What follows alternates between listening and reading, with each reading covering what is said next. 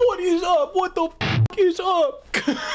Okay, no more Durst accent. I need to take this off. Actually, I think I'm gonna leave this. I can't even smile with this thing. Do you guys like my costume? Okay, I'm taking this off. Oh, ow. I don't even look like him anymore. Okay, it's going back on. Hey, you. Fred Durst, if you've never heard of him, is the lead singer of the metal band Limp Bizkit. You've probably heard their music before, and if you haven't, your older cousin who smokes every day definitely has. Anyways, Limp Bizkit is a massive metal band that formed in 1994 in Jacksonville, Florida. They're in a surprisingly controversial genre known as nu metal, which nowadays is more of just a blanket term for any metal in the early 2000s. But if you ask any metalhead over the age of 40, they're gonna tell you, that's not real metal. That's not real metal. That's some sissy shit. Bring me back real metal like Twisted Sister. But we're not here to talk about his extremely successful, culture-defining music career. We're here to talk about his movies that he made for some reason. Now, I want to go into this with the statement that I am a Limp Bizkit fan. I know, it takes a lot of guts to admit that. But yeah, no, I'm a pretty big Limp Bizkit fan. Fred has done a surprising amount of film work, not even including being the director on pretty much all of his music videos. But if you go to his IMDb page, you'll actually see a lot of stuff. Like how he was in 3 episodes of House for some reason, or how he was in Zoolander. And supposedly it's in his contract somewhere that if his music is used in a game or like a movie or TV show, he has to appear in some form. Like in Fight Club, the Fight Club video game, you know, the one that I mentioned in this video that you should go watch if you want to look at terrible games. But yeah, no matter what the music is in, supposedly he has to have some sort of cameo, which is why I'm dressed as him today, so I don't get sued for that little intro. Please don't. Please don't, man. Come on, this is good enough, right, Fred? Ooh, I don't like calling him just Fred. Not having Durst in the end just feels weird, you know? Moving on, he's got some lesser known stuff here too, like how he plays the dad in I Saw the TV Glow. I bet you guys didn't know that one. He's also credited for Fred Durst Sex Tape in 2006, which I clicked on. The description is Fred Durst sits alone in his masturbatorium, which I don't even want to read more of this, honestly. I didn't know masturbatorium was a real thing, but you know what? Shit, if I had that much money, I'd probably have one too. Standing above all of this, though, are the 3 movies he directed. Did you know one of them stars John Travolta, where he plays an autistic stalker? That's like the actual plot. Like if you go onto their IMDb page, that's what it says. Did you know that that movie grossed a grand total of $3,000 at the box office? I said that right, $3,000. I didn't even know that was possible. That's like maybe 2 people per theater. That's crazy. So that's what made me want to make this video. But let's not get ahead of ourselves. We need to see the other 2 to really understand how we got to John Travolta stalking somebody. The first movie he made was The Education of Charlie Banks. It's a pretty decent movie from 2007 starring Jesse Eisenberg, the Mark Zuckerberg guy. Man, I know he has some other really big roles like Zombieland, but can you imagine just somebody referring to you as the Mark Zuckerberg guy? That'd suck.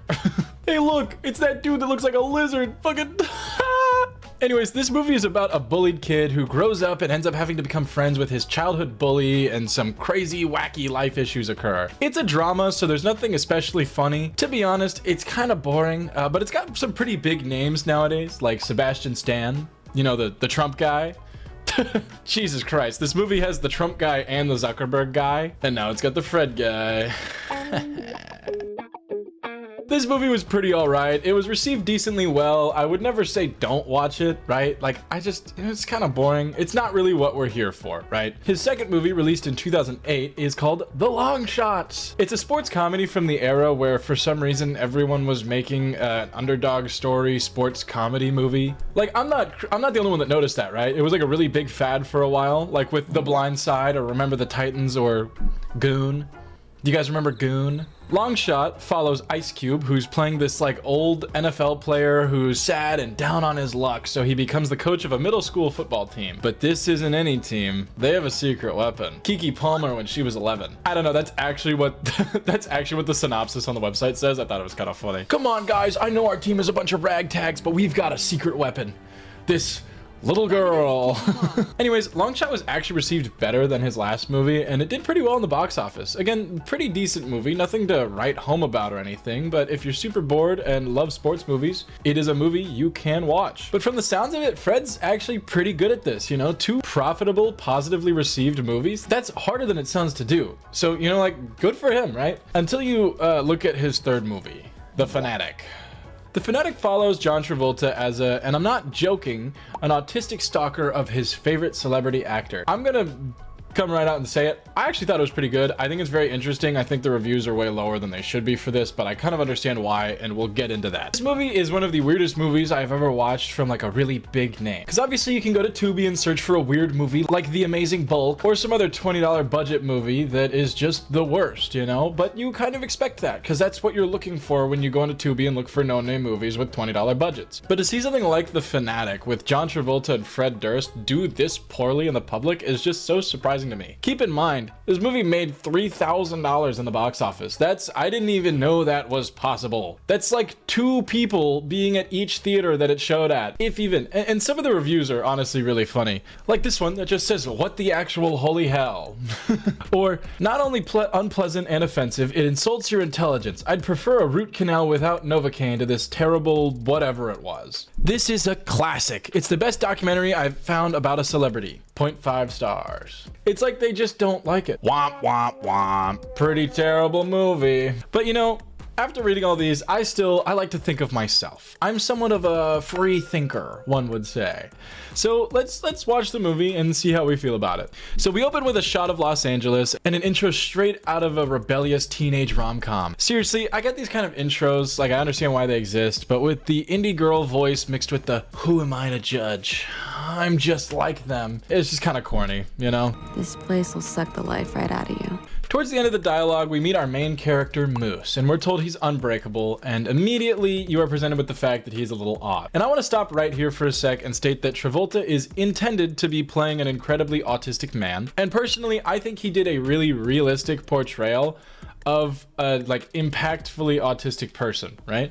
Whether he did it in good taste or bad taste, or for the right reasons, we'll discuss as we keep watching the movie. But a lot of the reviews talk about how awkward and weird Travolta's acting is in this movie and how that's a bad thing and makes it unwatchable. I feel like that's exactly what they were going for. You know, you don't cast someone to play an extremely uncomfortable and autistic man. That'd be like commenting about Joaquin Phoenix's Joker and being like, well, he was really odd, so I didn't like his acting. But that's like what the character is supposed to be. Anyways, we keep going. We get this really weird drawing of Moose in Hollywood time-lapsed over this like interstellar-ass music. They do this a few times throughout the movie. I'm not really sure why.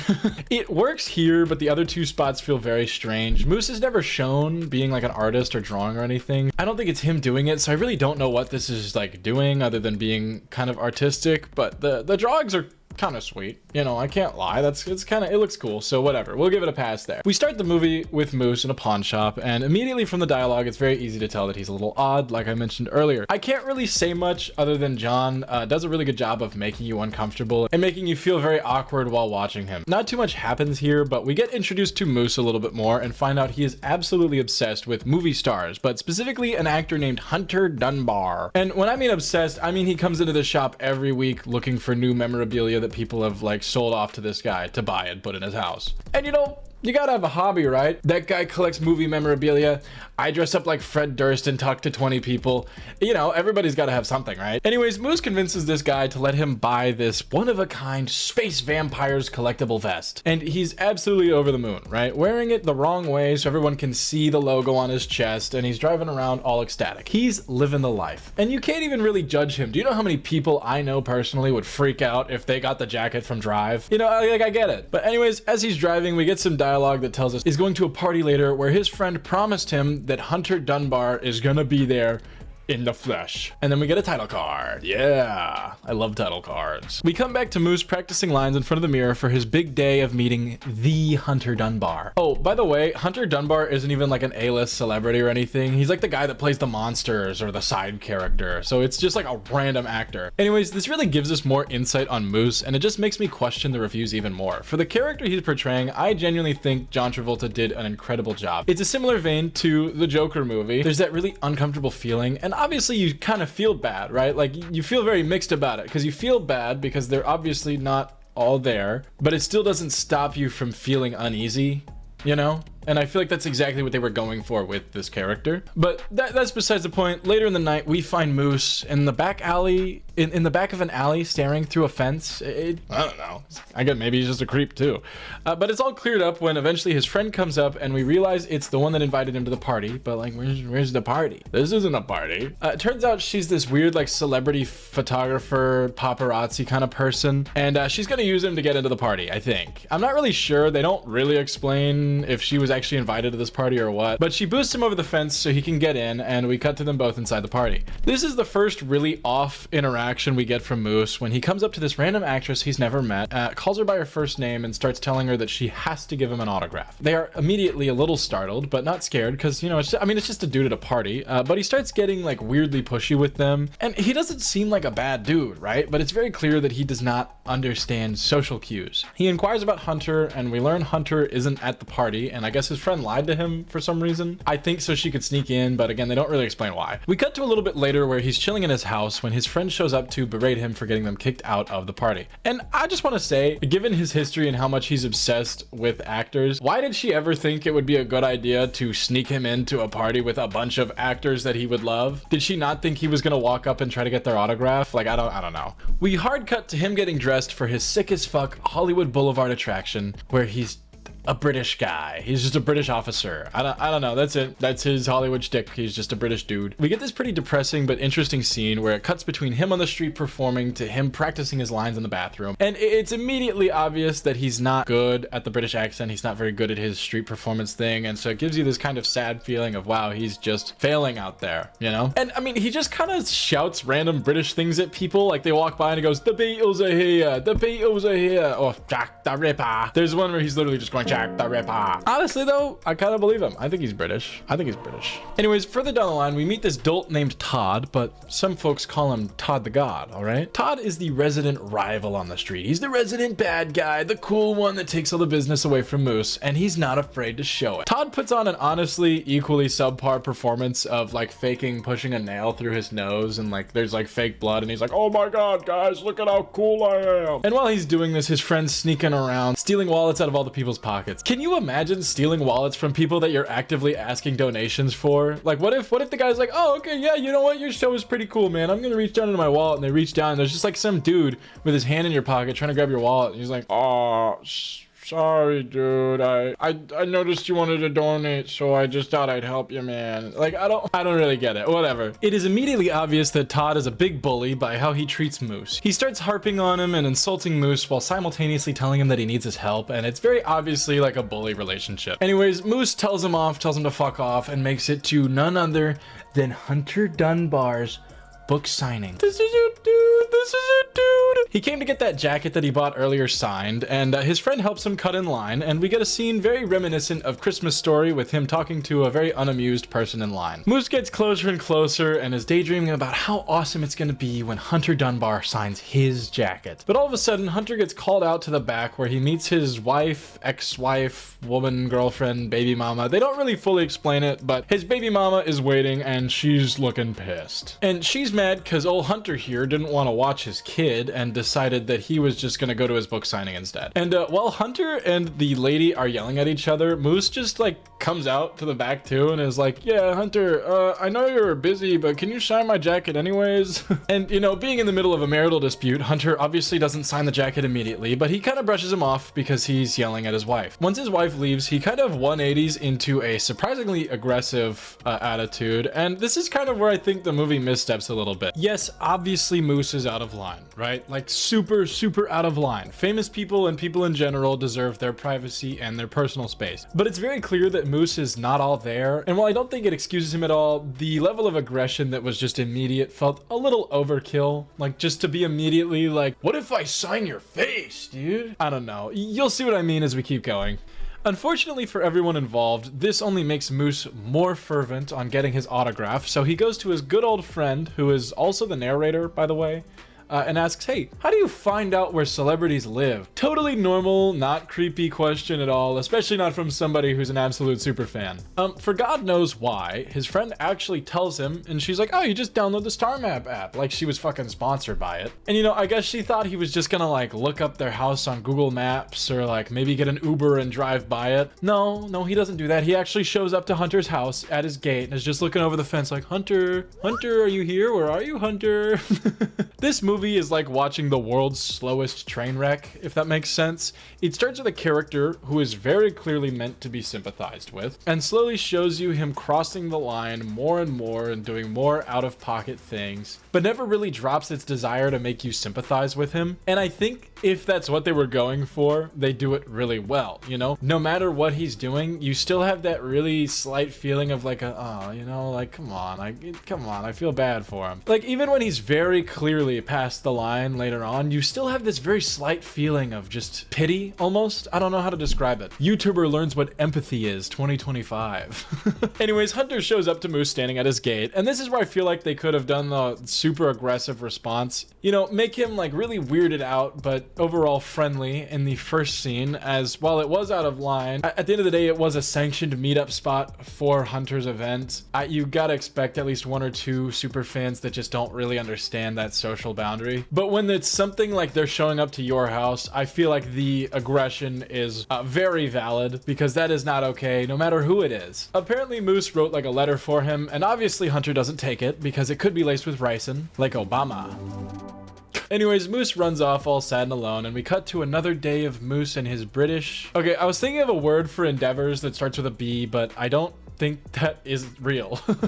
After he finishes up another unsuccessful night, he runs into Todd the God and Ryan from Super Mega, who start just absolutely shoving him around in this bathroom. They don't really take his money or anything, they just kind of are dicks to him. I don't know. Luckily, this Chad of a security guard comes in and saves the day and tells Moose, hey man, you gotta stand up for yourself. Fight back, which will be important in a little bit. We cut to the next day where we find Moose scaling Hunter Dunbar's backyard fence to do something. I don't really know what he's doing here. I guess he wants to leave the letter. He gets caught by the maid, who yells at him to get out, and he runs away. Unfortunately, he drops that letter that he wrote earlier in the backyard. Not a lot happens in this scene, but it's more so just a sign that Moose is crossing that line more and more, and he's getting to that point of no return. After this, Moose goes over and brags to his friend about his daring escapade of breaking into Hunter's backyard, and she immediately says, dude, what the fuck? You can't use star maps to actually go to their houses. Moose storms off, upset, because his friend didn't think that his daring escapade of breaking into Hunter's house was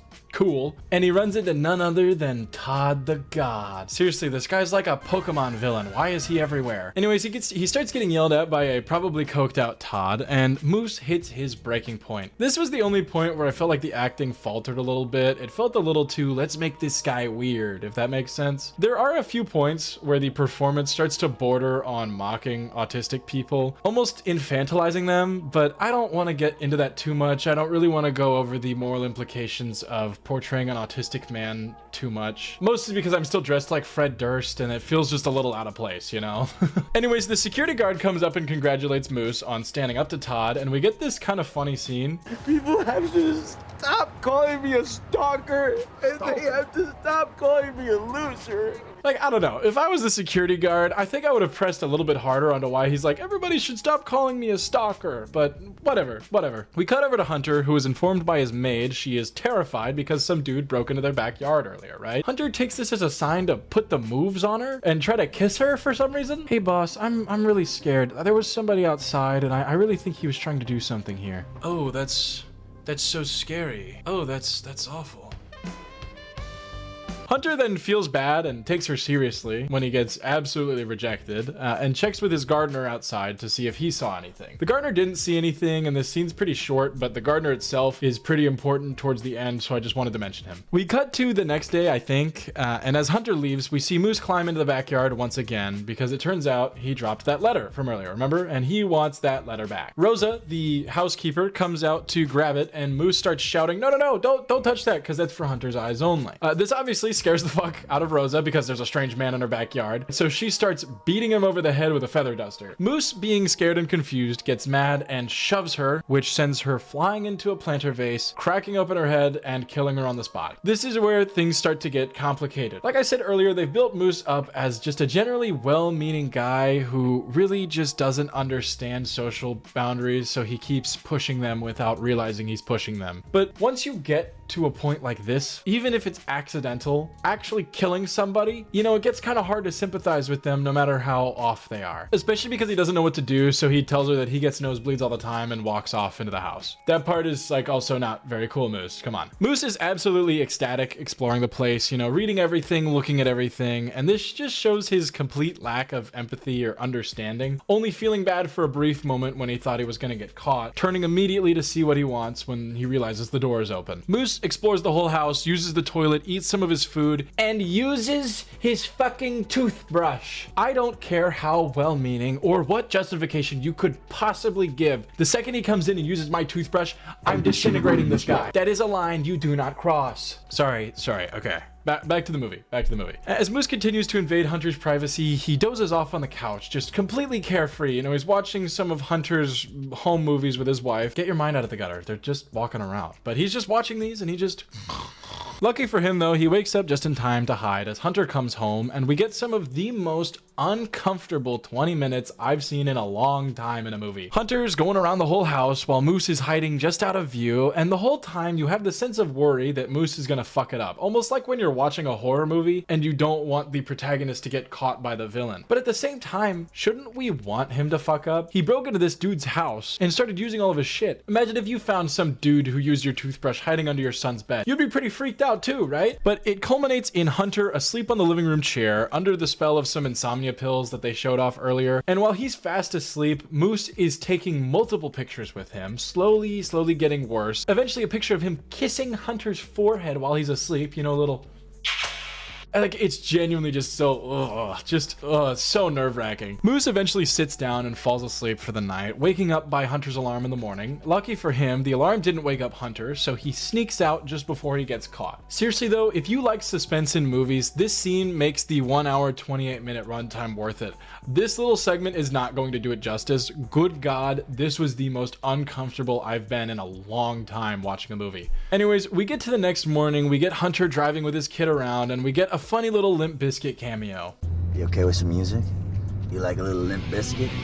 Sure. You like a little biscuit? Did you forget this movie was by Fred Durst? No, not me, like the actual guy, like the actual dude. Anyways, Hunter's driving around and he sees Moose walking down the street for some reason. I don't know why he's here, but he goes off on him. He starts shouting shit like, if I ever see you here again, I'm gonna blast your ass. And so, you know, obviously Moose is a little taken aback. Hunter calls him a stalker, he drives off, and Moose hits his absolute breaking point. He goes home, he gathers all of his hunterabilia and burns it in his backyard. This impactful scene of Moose just destroying everything he once loved is immediately snuffed out by his friend coming over and revealing that all of those pictures Moose took in the house, you remember those? The ones with him going like, mwah? He's been posting on his social medias, you know, his Instagram. He just posted straight on his fucking Instagram. Why?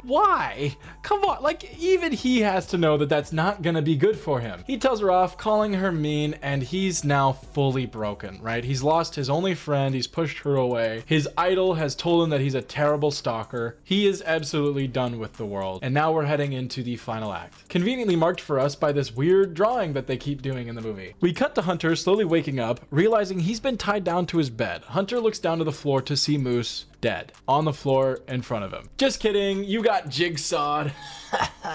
Moose goes through a series of like elaborate pranks on Hunter to scare the shit out of him, you know, like pouring water on him, pretending it's gasoline, referencing all his favorite horror movies in the process. You know, he's done a Psycho, a Jason, whatever. And I think this is such a good mental break scene, as Moose is absolutely losing it here while Hunter tries desperately to convince Moose to let him go. Hunter does eventually get through to Moose, convincing him to untie him by using his favorite acting technique to try to tease teach Moose how to act better and convincing him they'll go get strawberry ice cream after you untie him. Hey man, if you let me go, we can get ice cream. And Moose is like, okay, cool, sure. Immediately after being untied, Hunter obviously headbutts the fuck out of him, grabs his shotgun and shoots his hand off only. We're gonna come back to this scene in a second, so just remember it. But Hunter pulls out a Bowie knife, cuts himself free, and once he does, he starts like brutally torturing Moose, shoving him down the stairs, kicking him a bunch of times, shooting near his head to scare the fuck out of him, and it just feels kind of strange. Moose is objectively the bad guy here, right? Breaking in, literally kidnapping this guy, not to mention murdering his housekeeper earlier. I hope you didn't forget about that. But the way it's written, you're obviously meant to feel bad for Moose, and Hunter is shown as the villain just from a movie standpoint of how they're portraying the characters, which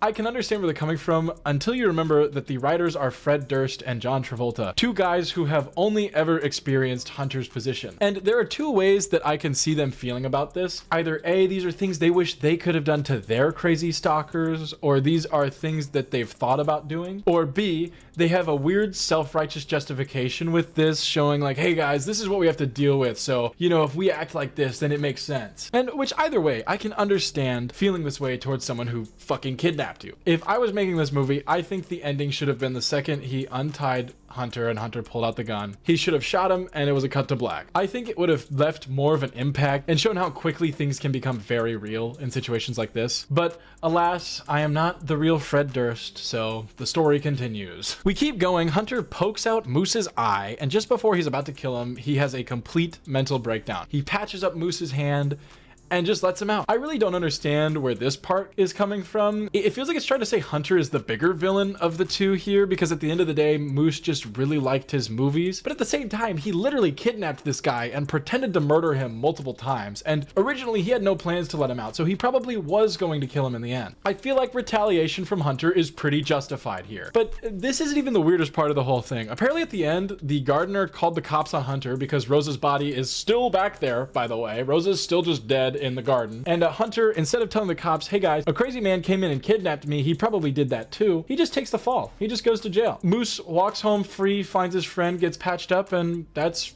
the end of the movie. Look, I have a lot of thoughts about this movie that I might voice more in depth in like a stream or something, as it's just way too long to talk about in one video, but I'll give a quick rundown. First of all, I feel like a lot of these scenes were made with the intention of feeling very frantic and poorly paced to give Moose like a stranger feeling, but at the same time, I feel like they don't do this in a meaningful enough way for me to actually fully believe that they're doing that, beyond me just coping and being like, yeah, no, this was bad on purpose. And I am gonna give them the benefit of the doubt and pretend that they did do that on purpose, but I'm not fully convinced. Second of all, the movie makes you feel very mixed in the end who was right based on how the story is framed, but I don't really know why they did it like this. It feels like they made Hunter needlessly cruel in certain parts to almost try and justify Moose's actions to the audience. Because if Hunter was just like a nice dude who was just like, hey man, you need to leave me alone, nobody would feel bad for Moose, so I feel like they made him super evil or like super cruel to the guy just to make the audience like Moose a little bit. And finally, John Travolta is supposed to be incredibly off-putting, as he's playing an incredibly off-putting character. Like I mentioned in the beginning, I think his acting is the best part of the movie. He plays the role to a T, but it gets to a point where it feels a little mocking, you know? Like if the objective was to portray a severely autistic and socially inept person, I feel like he hit the nail on the head, but sometimes I feel like it was in a bad way. I don't know how to explain it, but there are some parts where it just feels like he's being a little mocking. All in all though, I really don't understand the hate reviews on his acting. I think he did exactly what he was supposed to be doing here. Finally, the narrator really doesn't make any sense story-wise, as she only says something like 3 times, and none of it is very helpful for the plot. That was more of a personal gripe, but it just kind of interrupted the flow of the movie. I don't know. I didn't really like the narrator. I feel like it didn't add enough to warrant being there. All in all, there is a lot to talk about with this movie, and seriously, if you want to feel uncomfortable for the next hour and a half, I highly recommend watching it for yourself. It's free on Tubi. Guys, Tubi again. I love Tubi. Why can't I escape that fucking app? But with that being said,